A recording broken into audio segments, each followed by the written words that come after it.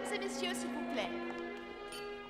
J'ai le plaisir, au nom de nos 14 000 employés, de vous dire ce soir, bienvenue chez E.com.Con, la première des 500 plus grandes entreprises à allier technologie de pointe et préoccupations sociales. Ah oui, ça c'est vrai.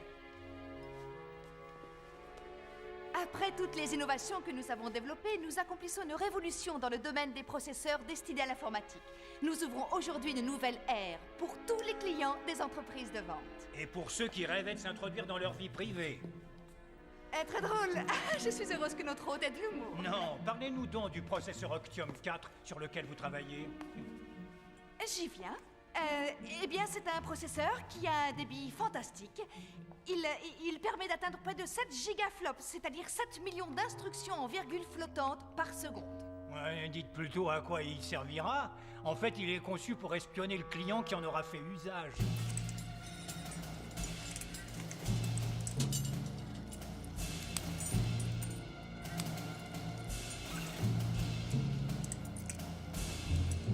Patriote 1 à Patriote 2 sommes en position. Le truc, c'est qu'il y a un tout petit modem intégré dans le processeur, d'accord?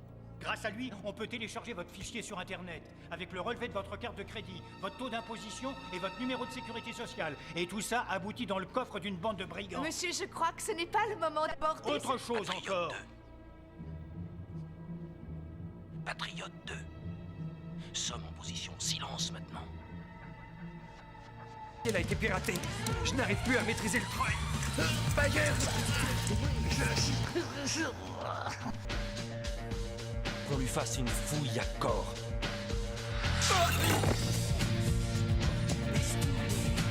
Parole d'honneur, je vous l'ai pas prise.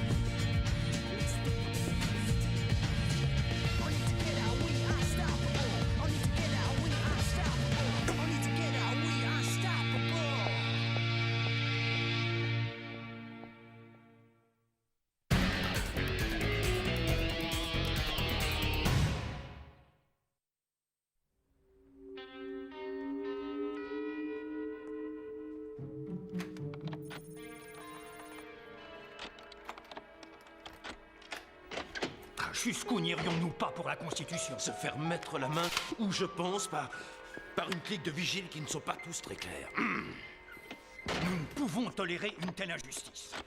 Il faut absolument empêcher mafieux de traiter les pauvres gens comme ils nous ont traités cette nuit. C'est ça, t'as raison. Qu'est-ce qui va pas, Byers? On n'a pas une seule preuve.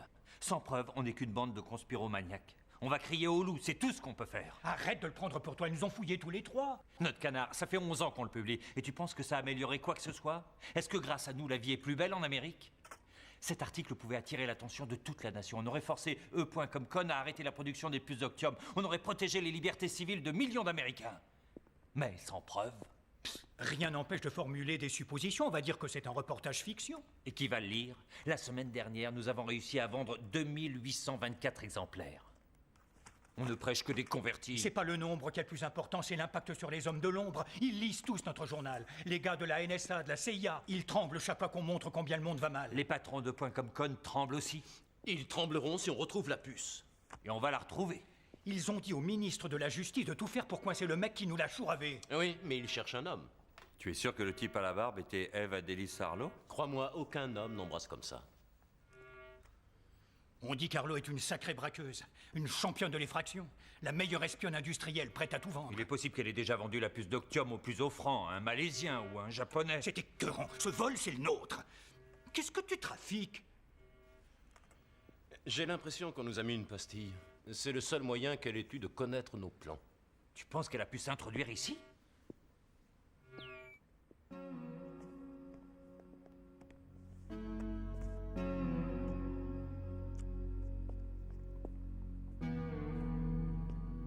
Charlie Foxtrot Juliette, l'enfoiré. Ça fait 2 fois qu'on se fait avoir. C'est la guerre sans merci. Riposte inconditionnelle.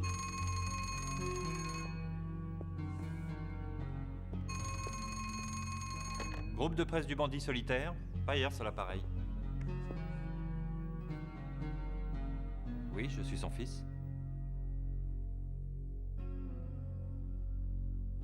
Bertram R. Byers.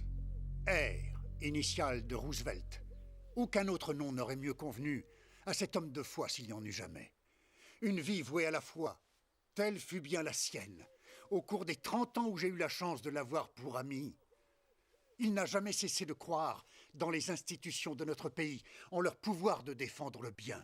C'est au nom du christianisme... Je n'ai jamais vu un tel nombre d'étoiles en plein choix jour. Qu'il est devenu un collaborateur civil de l'armée de l'air. Face à ses collègues pilotes, Bertram se qualifiait modestement de bureaucrate laborieux. Pourtant, il n'a jamais perdu son amour pour l'aventure aérospatiale. Son choix professionnel reflétait sa passion. C'est pourquoi, aujourd'hui, désireux de respecter ses vœux, nous allons confier ses cendres aux espaces infinis vers lesquels se tournait son cœur. Fais un bon voyage.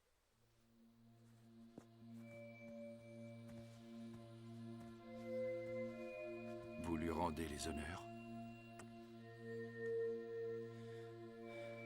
5, 4, 3, 2, 1, 0.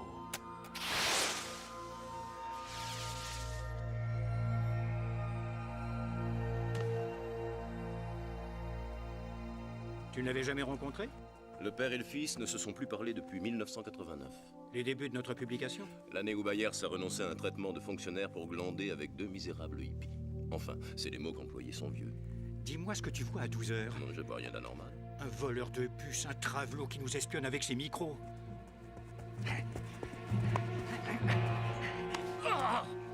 Oh, Qu'est-ce qui vous prend? vous aviez de la soupe.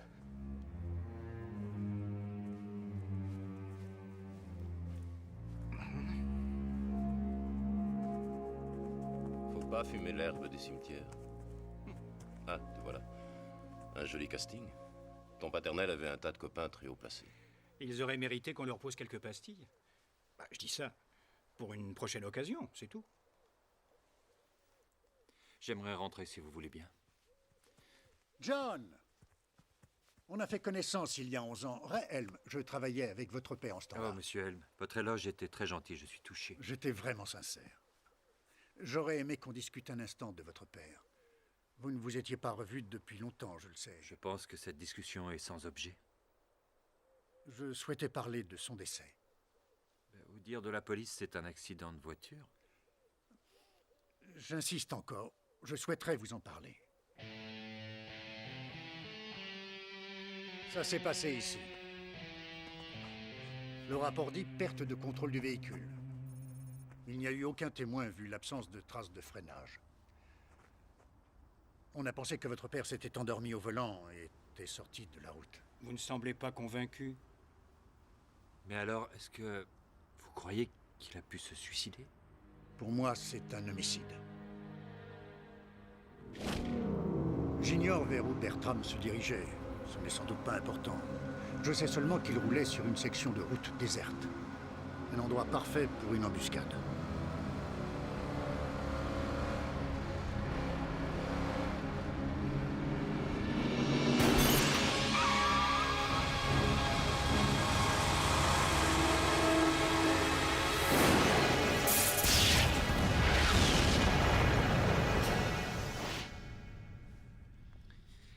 Quelle preuve est-ce que vous avez? Absolument aucune. Je sais juste que c'est la méthode qu'auraient utilisée ces gens-là. Les gens pour lesquels nous avons travaillé. Le gouvernement? Pourquoi? Pourquoi s'en prendre à lui? C'était un homme dévoué. C'était un homme bien. Il était honnête. Cela pose parfois des problèmes dans notre travail. De quel genre? Il était préoccupé ces temps-ci. Il pensait avoir découvert quelque chose. Il ne m'a rien précisé. Attendez une minute. Ce n'est pas net. C'est pas net, votre histoire. Vous nous dites que le gouvernement est là-dessous? C'est vous le gouvernement. Si vous êtes le fils de votre père, vous auriez envie de savoir.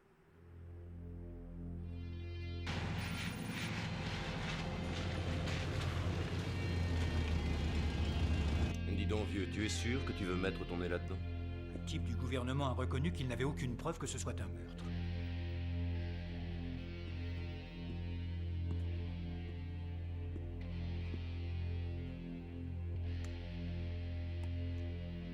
Pour tuer quelqu'un, il faut avoir une bonne raison de le faire. D'après Helm, il aurait fait une découverte.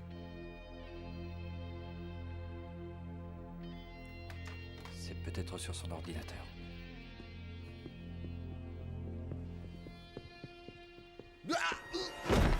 Saloperie de... La moquette est mouillée. Un shampoing récent. On continue.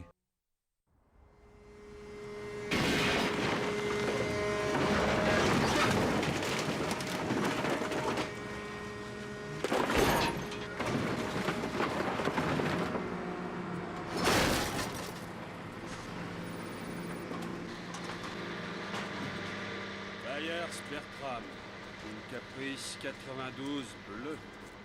Ouais, elle est ici. Tu sais, je te suis pas. Tu dis que quelqu'un a buté ton père dans son salon, l'a mis dans sa voiture et a fait croire à un accident 3 kilomètres plus loin. Écoute, il y a un truc qui coince. Le cadavre aurait conduit. On finira par comprendre. Il faut trouver des indices qui aient survécu à l'incendie.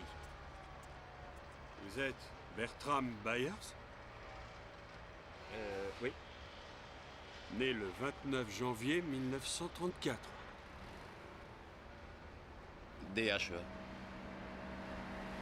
Et tout là-haut. Tout là-haut? Hé! Arrêtez! Bougez plus! Arrêtez votre engin! Arrêtez tout! Attendez-nous! Ne lâchez pas! Attendez-nous! On vient! Arrêtez tout! Stop! Hé! Elle est là-dessus! C'est celle-là, votre Caprice! J'espère que vous avez rien laissé dans la boîte à gants.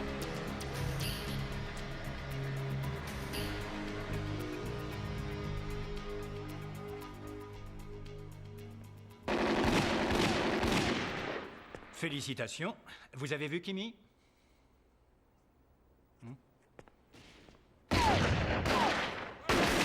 Tu viens à mon secours? Je suis envahi par les Visigoths. Hé! Ne jamais faire peur à un homme armé! Un pistolet contre des haches, c'est pas très sport. Tu veux quoi, Langley? Je suis débordé, c'est ainsi. Un coup de main pour ouvrir des fichiers du ministère de la Défense. La défense? Pourquoi? Va planter tes fleurs dans le fusil de quelqu'un d'autre, le hippie. L'entraînement d'abord, désolé d'être sérieux. Le gouvernement commet des meurtres en toute impunité. Ça y est, tu remets ça avec tes conspirations de barjots, genre c'est eux qui ont tiré sur JR. JFK. Ah ouais, comme tu veux. Dommage que tu perdes ton temps avec ces blagues. Un hacker de ton calibre devrait flémarder dans la Silicon Valley, dans sa piscine, une coupe de champagne dans une main et une super nana dans l'autre.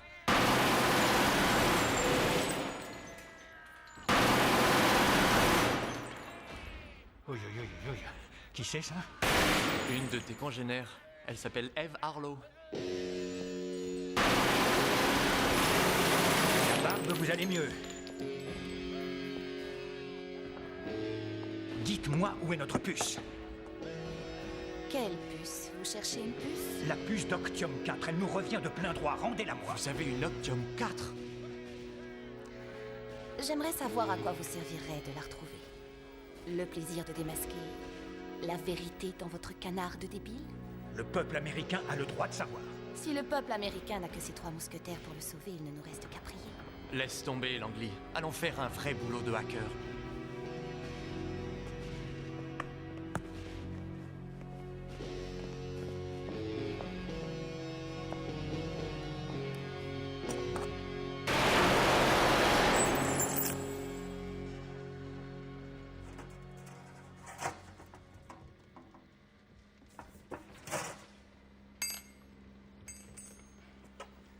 Tu trouves quelque chose? Oui. Ce qu'on peut faire avec une voiture compactée. Et c'est quoi? Je vais chercher une aiguille dans une meule de foin.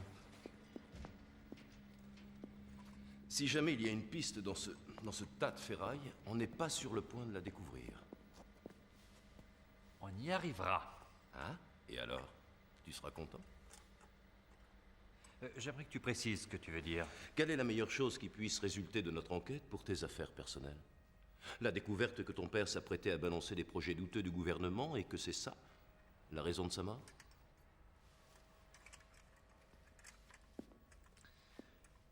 Où tu veux en venir? Franchement, Byers, ce n'est pas un secret que ton père et toi n'étiez pas sur la même longueur d'onde. Tu espères apprendre qu'en fait, il méritait le respect. Mais si ce n'était pas le cas?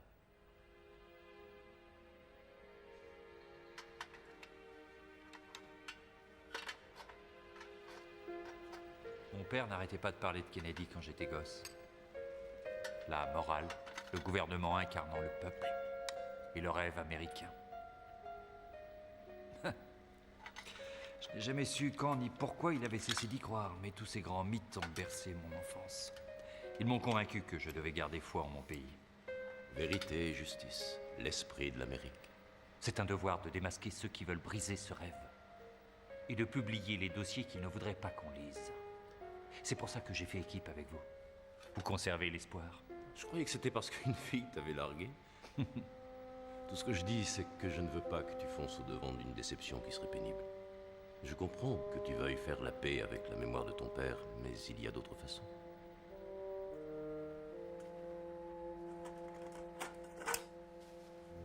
C'est quoi ce truc?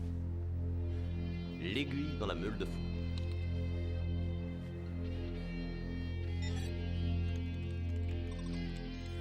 On y est.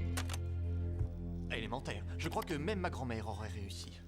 Alors, tu veux quoi là-dedans? Bon, alors, produit et logistique. Non, non, non, non, pas ça. Envoie programme, analyse et évaluation. Faut trouver un fichier où lier la mention scénario 12D. On a trouvé. L'arme du crime est encore chaude. Ah, salut Kimi, on joue les dépanneurs? Il m'aide à pirater l'ordinateur central de la défense. Je suis là pour éviter que le blondinet se fasse tondre par ses rivaux. On est tombé sur Eve Adele Harlow au centre d'entraînement. J'ai évité le scandale à cause du décès de ton père. Bon, et vous alors? Il y avait cette carte tout près du moteur de la voiture. Tu constateras qu'il n'y a aucune notification sur la provenance. Je dirais que le petit circuit en zigzag est une antenne intégrée. Imprimée sur la carte comme pour les téléphones. On s'est dit Si que la plaquette pouvait recevoir des signaux et être branchée au module de contrôle général du moteur, la vitesse de la voiture pouvait se télécommander. en étant relié à un émetteur radio, on arrivait à conduire. Et le volant n'était tenu que par un cadavre. Ouais! Oh, je suis un petit génie! Le numéro 1, le plus fort. Tu as quelque chose? J'ai débouché sur l'ensemble du répertoire qui a été adressé au ministère de la Défense. Là, ce sont vos scénarios, mes chéris. Ça doit être des plans de lutte antiterroriste, des simulations imaginées par l'armée. C'est quoi le scénario 12D? Attaque d'avion par des terroristes. Je suis sûr que c'est pas ça. Ton père n'est pas mort dans une simulation? Télécharge ça. Oh, il y a un cheveu dans la soupière. C'est quoi? Merdouille, on est repéré. Monsieur, nous avons un intrus. Je le suis. Ils peuvent dépister les effractions tout de suite, ils ont vu ce qu'on faisait. Il faut sortir de là. Ne t'arrête pas de charger. Ces gens ont commis un crime, Byers. Réfléchis bien à ce que tu fais. Ça y est, j'ai isolé leur chaîne de bits. Elena, réseau longue distance de Washington. Et cette piégée de mouchard. Continue. Ils scannent nos services. Continue, c'est presque fini. Vas-y, vieux frère, fouille en profondeur. Ils nous piquent tout. Tous nos systèmes ont été Il faut fouillés. qu'on ait ce fichier. Et voilà, j'ai le fichier d'adresse. Oh la vache! Le fichier d'adresse, ils vont savoir où nous trouver. C'est pas pour ça qu'ils entreront. N'arrête pas de télécharger.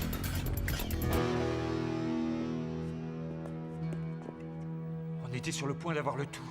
Et sur le point d'y laisser notre peau. C'est pour ce fichier que mon père est mort. Ça, c'est clair. Réfléchis 2 secondes. Je les ai perdus. Désolé, monsieur. Je crois savoir qui c'est.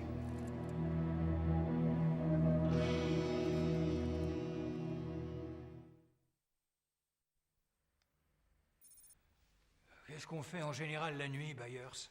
La nuit, elle est terminée. Le soleil vient de se lever. Laisse tomber, Byers. Tu vas pas t'en faire un sautoir? Ça ne tient pas, cette histoire. Quoi? Qu'est-ce qui ne tient pas? Le sang de mon père dans le salon. Écoute, vieux, on en a discuté. Ils lui ont tiré dessus. Pourquoi? Pourquoi ils se sont donné le mal de simuler un accident aussi soigneusement, de façon aussi convaincante? Ils avaient tué leur victime chez elle. À quoi bon tout ce cirque? Peut-être pour ne pas laisser de traces. Imagine que le sang ne soit pas le sien.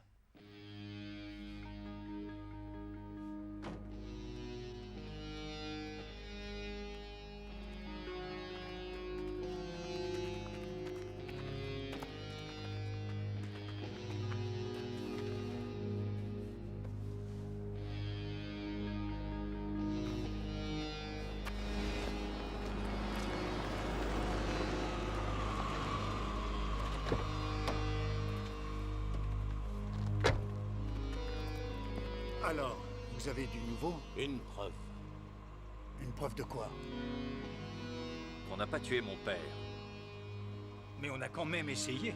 Alors ça veut dire que vous croyez à un accident? Ça veut dire qu'il n'est pas mort. D'abord, il y a la tache de sang qu'on a trouvée dans son salon. On l'a fait analyser, ce n'est pas son sang. C'est celui de qui? De l'homme qui a failli le tuer. Un professionnel chargé de faire croire que c'était un accident. La moquette a été récemment passée au shampoing. Sans aucun doute pour se débarrasser du sang. Il se trouve qu'elle était encore humide suite à un précédent lavage.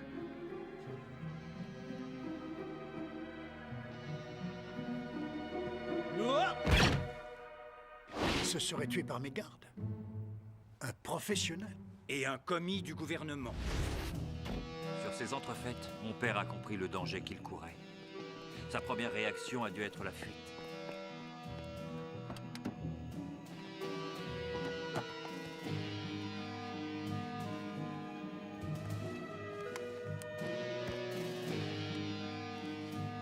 Puis il s'est mis à réunir les indices du plan conçu à son intention.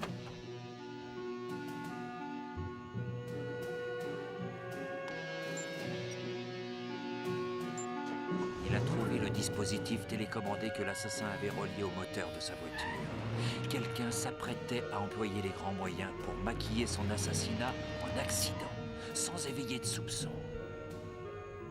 C'est là qu'il a conçu son propre plan.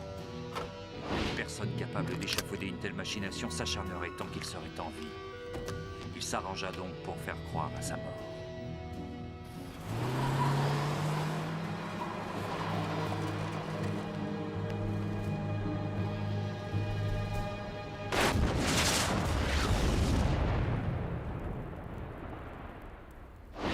Mais pourquoi voulait-il tuer votre père? Un secret à protéger? Un secret qu'on appelle le scénario numéro 12D. Il faut retrouver Bertram. Il n'y a que lui qui puisse nous apprendre quelque chose. On ne sait pas où il est. Découvrons d'abord ce que décrit le scénario 12D. Vous pouvez nous y aider, en tant que membre du gouvernement. Quel est votre mot de passe qui protège les informations en ligne? Nous en avons besoin. Overlord. Merci. Dites-moi s'il y a autre chose que je puisse faire. Oui. Je n'hésiterai pas à vous joindre.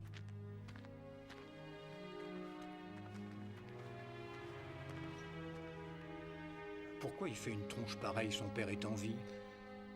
Oui, mais ça veut pas dire qu'il le reverra.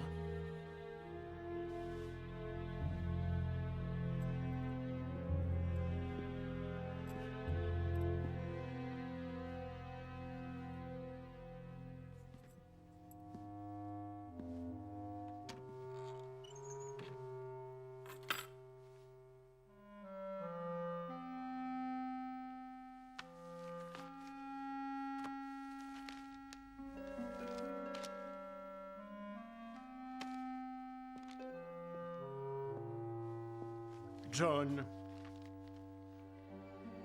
Papa?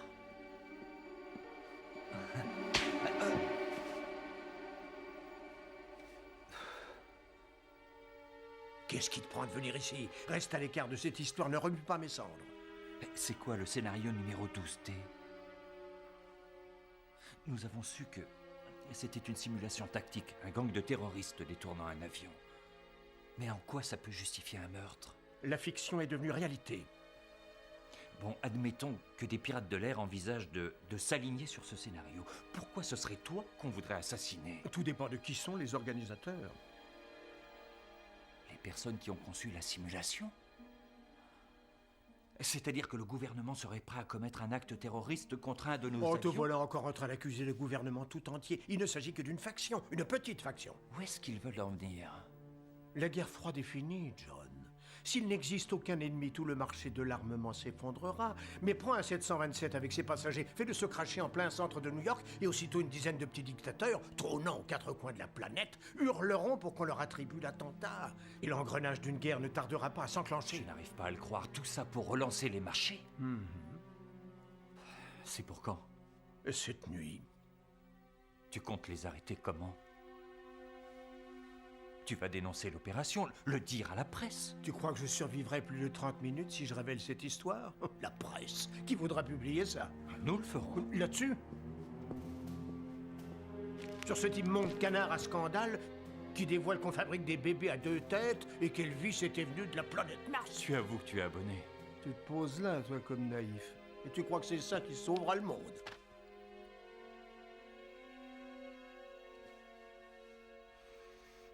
Je fais ce que je peux, sois-en sûr. Le scénario 12D comporte des données que je n'ai pas pu avoir. Mais je crois connaître le vol qui est choisi. Reste en dehors de cette affaire. Overlord se mettra également à tes trousses.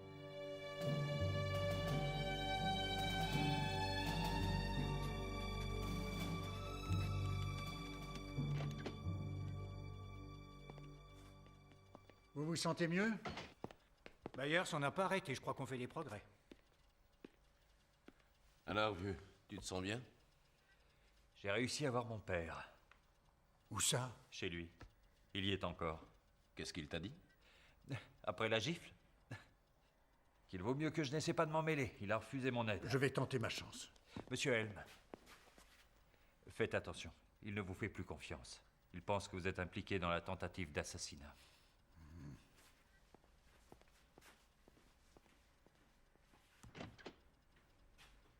Tu te rends compte de ce que tu fais? Si jamais Helm est effectivement dans le coup, il s'est servi de nous. Et toi, tu l'as envoyé sur ton père. Ça fait partie du plan. Mettre le fils en danger incite le père à sortir de sa tanière. On avait 2 détecteurs d'hydrocarbures portables. Où est-ce qu'ils sont? Quoi? Byers!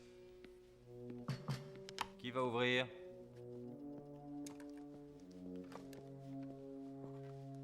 Fais-le entrer, il a besoin de protection.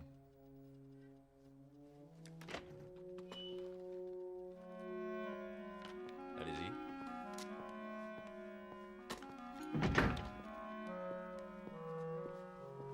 Pour un mort, vous êtes en bonne santé. La journée est loin d'être finie.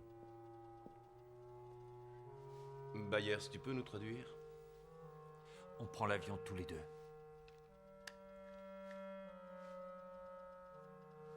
Vol Atlantique National 265 pour Boston, embarquement immédiat porte 34. Je répète, vol Atlantique National 265, à destination de Boston, embarquement porte 34. Qu'est-ce qu'il y a?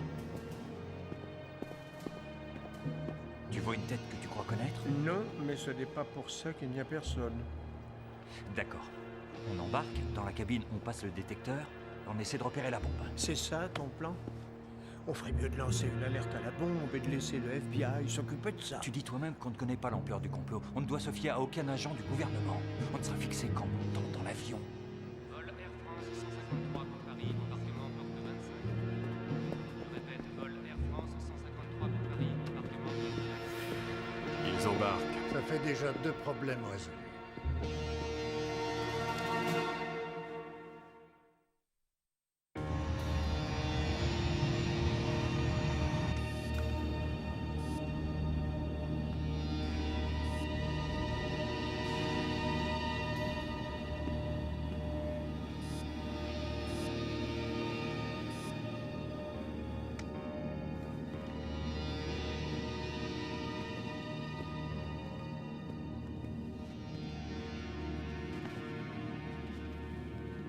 Qu'est-ce que ça donne? Rien dans les toilettes, dans la mesure où cet engin est fiable et où le plan de l'avion est correct. Tu es bien certain que l'attentat sera sur ce vol? Oui, absolument. Ils l'ont choisi pour le trajet qu'il doit emprunter. La route qui l'amènera à Boston lui fait survoler Manhattan. Tu as dit qu'ils allaient provoquer le crash en plein milieu de New York? Ça peut se faire sans bombe. Et comment veux-tu que l'avion se crache? Il y a des voitures que les morts peuvent conduire. Quoi? Pas de bombe dans l'avion? Langley, dépêche-toi d'entrer dans le système de navigation installé à bord. Dis-nous quelle route est programmée. D'accord, on enfile nos casques. Il faut qu'on trouve la fréquence de l'avion. Fais semblant d'envoyer un fax sol. Pour un passager qui a gagné au loto... On n'aura plus qu'à surfer sur les ondes, mon pote. Ouvre-moi cet avion et je t'ouvre le pilote automatique. Comment tu vas faire ça? Les organes de télémesure ont plusieurs processeurs semblables à ceux des émetteurs CB. C'est bon, je t'ouvre la porte de la cabine. Où est-ce que vous en êtes? Je me suis mis en sortie du système de contrôle de vol. Il y est presque arrivé tout seul. Je capte ce que le cerveau de l'avion raconte à la petite boîte noire. Route correcte, altitude maintenue, stabilisation de l'axe de lacet. Quoi? Mais qu'est-ce que c'est que ça? Tu crois que c'est ce qu'on croit? Il y a de grandes chances que ce le soit. Mais enfin, de quoi parlez-vous? Protocole de modem. Consultation à distance. Votre avion est piloté depuis le sol. Chargement. Maintenez votre route. Vous avez notre plan de vol? Je visualise les données.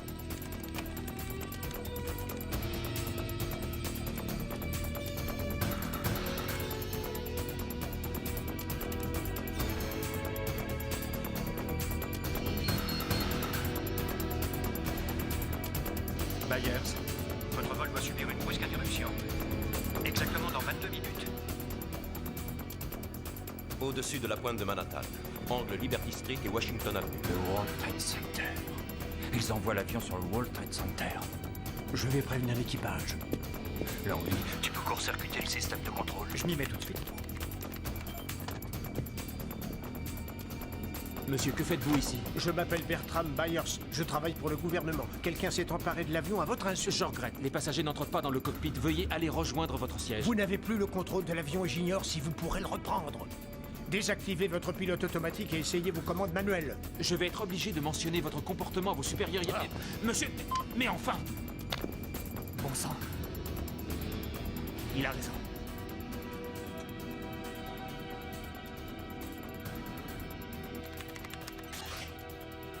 Ah, quelle poisse, on est coincé. Ah, ils ont crypté les commandes du pilotage manuel. T'as qu'à les décrypter. Mais non, rien à faire. Mes VCT sont presque saturés. Langley, qu'est-ce qui se passe? Je décrypte en mode d'exécution masqué. Ça doit prendre longtemps. À 1000 calculs par seconde, on arrive à entre 7 et 10 jours. Oh. Sans commentaire. Ce coup-là, on est mort. Qu'est-ce que tu vas chercher? De quoi ressusciter.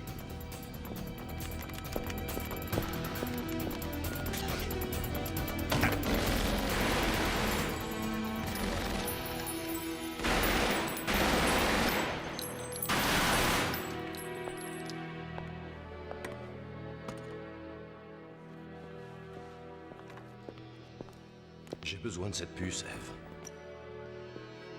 Melvin, je sentais que vous viendriez vite mentir. Arrêtez votre numéro de charme. Il me faut un paquet de gigaflop et je suis très pressé. Il paraît que c'est un mec barbu qui a volé votre puce. C'est des lèvres de femme que j'ai embrassées. Est-ce que vous auriez connu une femme? Pas le temps de jouer à ce petit jeu.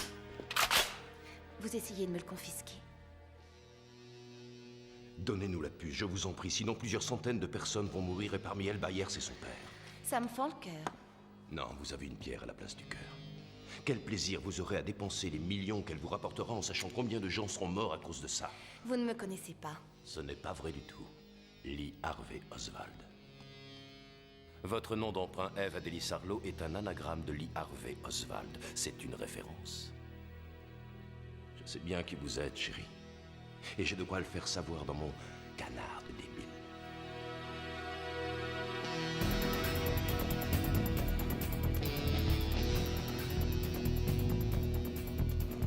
Si je coupe le courant, tout est débrayé. Ils ont pensé à ça. Ils ont pris leurs précautions. Mesdames et messieurs, je suis votre commandant de bord. Quelques difficultés techniques passagères risquent de survenir. Il serait plus prudent que vous retourniez à vos sièges. Et que vous fassiez une dernière prière. Langley, on file droit sur les tours. Je sais, oui, je sais. Oh merde. Centre de contrôle de New York, ici le vol Atlantique National 265. J'envoie un appel de détresse. Nous avons 110 personnes à bord. 8 tonnes de carburant, aucune marchandise classée dangereuse. Grouille-toi, Froïque. Tes amis n'arrivent pas à nous en sortir. Il reste un espoir. Après tout, ce ne sera que la deuxième fois que je mourrai.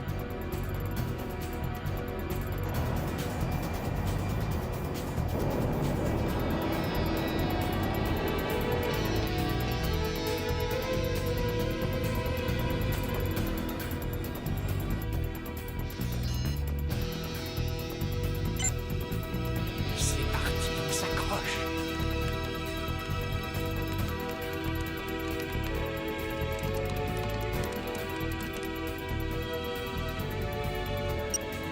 Les commandes manuelles en marche.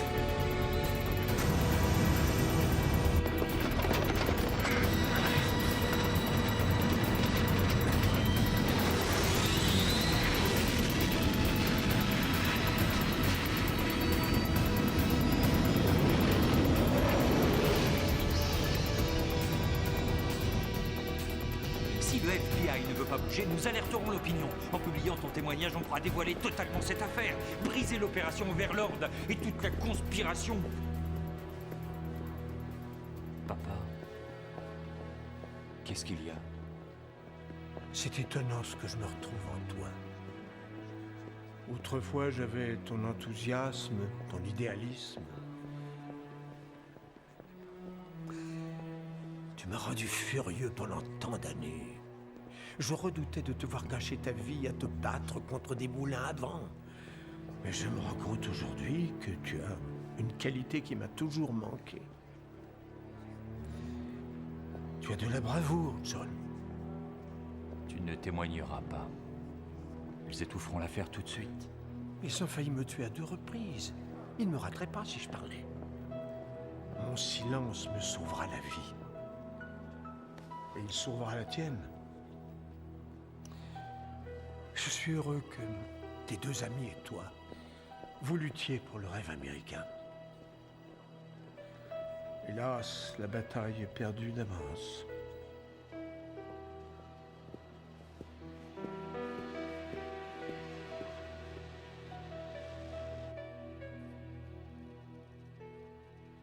Alors, on titre là-dessus? Pas question, on n'a pas une seule preuve. Cette semaine-ci, on n'a pas d'autres grands sujets? Mais si, voyons.